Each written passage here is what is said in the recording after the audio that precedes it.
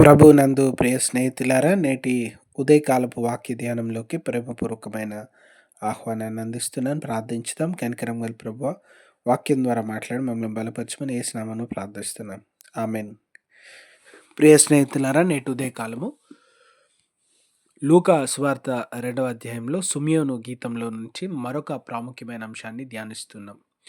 యేసు ప్రభుల వారు బాలుడిగా ఉండగానే యేసు ప్రభుల వారిని ఎత్తుకొని ప్రవచన రీతిగా సిమియోను గారు పలుకుతున్నటువంటి అద్భుతమైనటువంటి మాటలు. ఈ బాలుడు ఇశ్రాయేలులో అనేకులు పడుటకు లేచుటకును వివాదాస్పదమైనటువంటి గుర్తుగా ఉండును. దేవుని నుండి వచ్చినటువంటి ఒక సూచన, దేవుని నుండి వచ్చినటువంటి ఒక గుర్తు. అయితే అనేకులు ఆయనను అంగీకరించలేరు. చూడండి, యేసు ప్రభుల వారు లోకంలోకి వచ్చినటువంటి సందర్భాన్ని గూర్చినటువంటి అద్భుతమైనటువంటి సాక్ష్యం. ఆ సాక్ష్యంలోనే మరియమ్మ గారికి ఒక హెచ్చరిక కూడా, అమ్మా ఇదిగో నీ హృదయంలో నుండి ఒక ఖడ్గము దూచుకొని పోవును. మరియమ్మ చిన్న బిడ్డను ఎత్తుకొని ఉన్నప్పుడు ఆమె తట్టుకోలేని, భరించలేనటువంటి గొప్ప గొప్ప విషయాలు, బాధాకరమైన విషయాలు అన్నీ ఒకేసారి ప్రవచన రీతిగా ఆమెకు తెలియజేయబడినవి. యేసు ప్రభుల వారు ఎదుగుతూ ఏమవుతారో అనేటువంటి విషయాలు ఆమెకు తెలియజేయబడింది.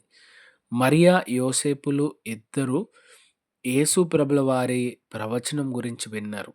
ఆ తర్వాత వచనాల్లో మనం గమనించితే యేసు ప్రభుల వారిని తీసుకొని నజరేతులకు వెళ్ళి దానికంటే ముందు ధర్మశాస్త్ర రీతిగా వారు జరిగించవలసినవన్నీ జరిగించినారు. చూడండి, నీతిమంతులైనటువంటి దంపతులు, భయభక్తులు కలిగినటువంటి వారు, ప్రార్థనాపరులైనటువంటి వారు, అటువంటి ఇంట యేసు ప్రభుల వారు ఉండాలనేది దేవుని ఉద్దేశం. యేసు ప్రభుల వారి భావి జీవితము ఆధ్యాత్మికంగా ప్రేమపూర్వకమైన మంచి కుటుంబంలో జరగాలనేటువంటి తలంపుతోనే యేసు ప్రభుల వారు ఆ ఇంట జన్మించినారు.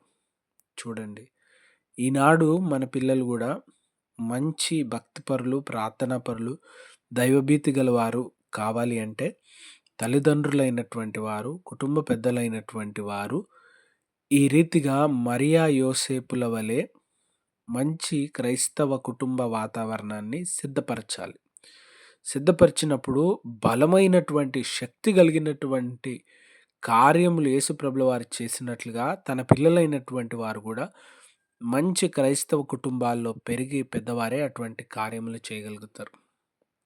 ఎంత గొప్ప కార్యంలో చూడండి, దేవుని నుంచి సూచనలను ప్రజలకు అందించగలిగినంతగా, దేవుని నుండి బిడ్డల్ని నడిపించగలిగినంతగా, దేవుని నుండి అద్భుతమైన కార్యములు పొందుకొని లోకంలో ముందుకు వెళ్ళగలిగినంతగా, అంత గొప్ప అద్భుతమైన ఆశ్చర్యకరమైనటువంటి కార్యములు జరిగించగలిగిన అవకాశము ఎక్కడ ప్రారంభమైందంటే ఇంటి నుండి ప్రారంభమైంది.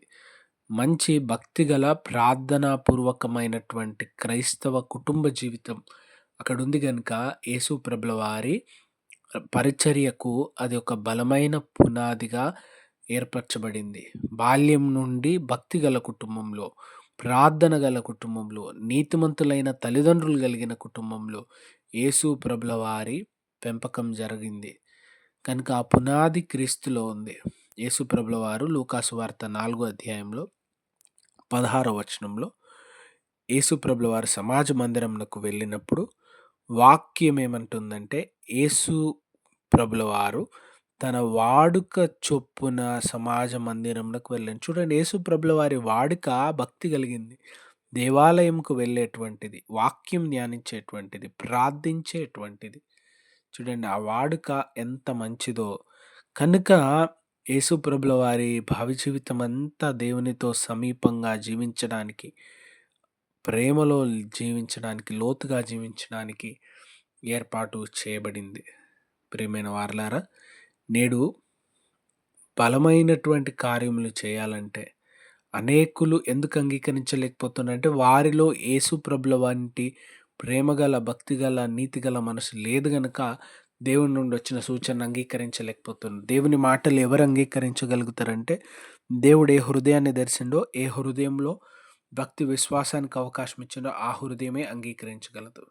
కనుక మంచి క్రైస్తవ కుటుంబాలు జీవించే కృప దేవుడు మనకు దయచేయును గాక. May God bless you all. దేవుని కృపా దీవెనలు మీకు తోడైండును గాక. ఆమెన్.